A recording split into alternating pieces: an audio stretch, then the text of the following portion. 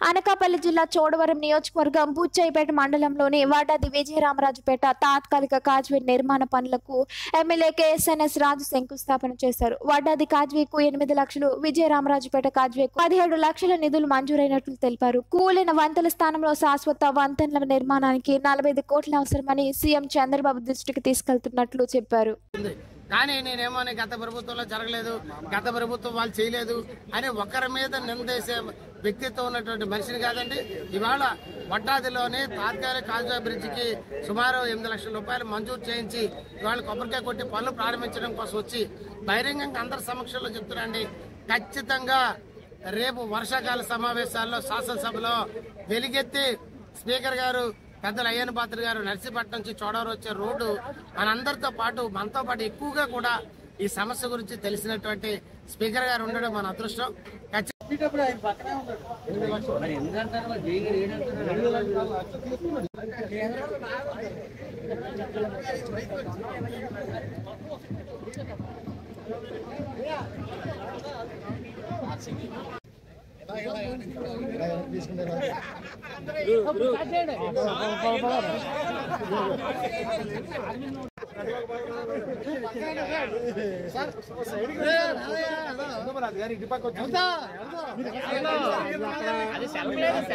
Parliament సభ్యుల యొక్క సహకారంతో స్థానికంగా రోల్గుంట, రావికతం, బుచ్చిపేట, చోడవరం మండలాల్లో ఉన్న మన కూటమి నాయకులందరి యొక్క సహకారాలతో ఈ కార్యక్రమాన్ని పూర్తి చేసి ప్రయాణికులకి విముక్తి కలిగించి ఇబ్బంది లేకుండా ప్రజలందరూ కూడా ఒక్క విషయం మనం చేస్తారంటే ప్రజలందరూ కూడా సుమారు 3-4 సంవత్సరాల నుంచి కూడా తీవ్ర అసంతృప్తితో ఉన్నారు ఈ రోడ్డుకి సంబంధించి.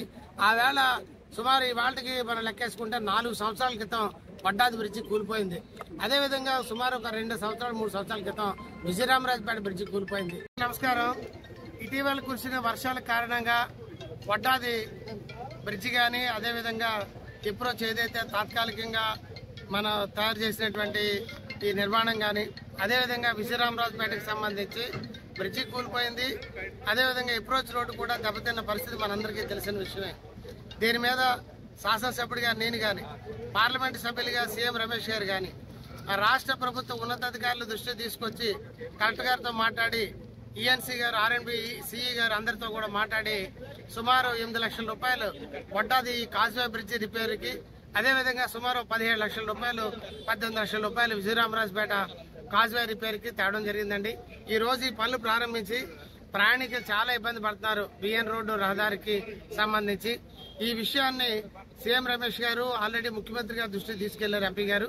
అదేవిధంగా నేను కూడా ముఖ్యమంత్రి గారు కానీ ఉన్నతాధికారులందరినీ కూడా కలవడం జరిగిందండి.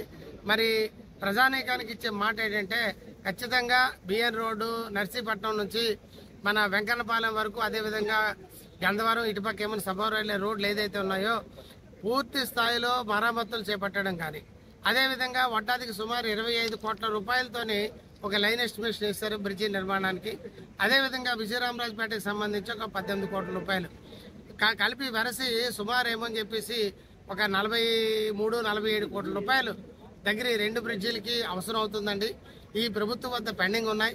ఖచ్చితంగా రేపు రాబోయే వర్షాకాల సమావేశాల్లో శాసనసభలో ఈ విషయాలు ప్రస్తావన చేసి ఎంపీ గారి సహాయ సహకారాలతో తప్పకుండా 2 బ్రిడ్జీలు మంజూరు చేయించి ఇప్పుడు ఏమని చేసి ఏదైతే తాత్కాలిక మరమ్మతులు చేపడుతున్నామో అతి త్వరలో పూర్తి చేసి ప్రజలకు రాకపోకలకు ఇబ్బంది లేకుండా తాత్కాలిక ఊరట, అదేవిధంగా దీర్ఘకాలిక ప్రయోజనాల కోసం అని చెప్పేసి మరి రోడ్డు మరమ్మతు కానీ బ్రిడ్జిల నిర్మాణానికి కానీ